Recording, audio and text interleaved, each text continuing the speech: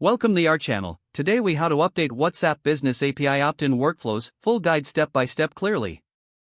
To update your WhatsApp Business API opt-in workflows, begin by reviewing your current opt-in processes. Log into your WhatsApp Business API account. Navigate to the Settings panel to access your workflow configurations. Identify the current opt-in workflows listed in your account.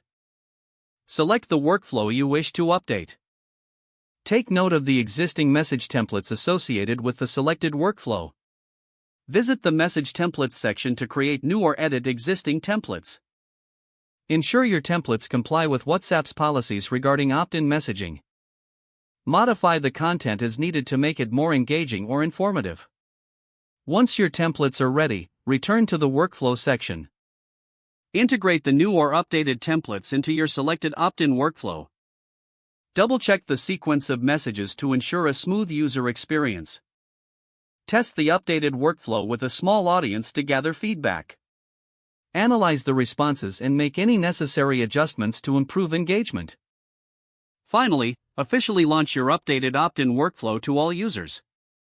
Monitor the analytics to track the effectiveness of your updated opt-in process. If the page does not load, refresh the browser or try again in a private or incognito window. Make sure you are using the correct email address, then retype it carefully to avoid small typos. If your password is not accepted, use the reset option and create a new strong password you can remember. Check your spam folder for verification or security emails, then complete any requested confirmation steps. Enable two-factor authentication if available to improve account security and reduce unauthorized access risk.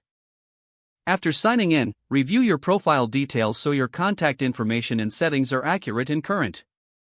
If you see an error message, note it down and try again after restarting your device and internet connection. Log out when you finish, especially on shared devices, to keep your account and payment information secure.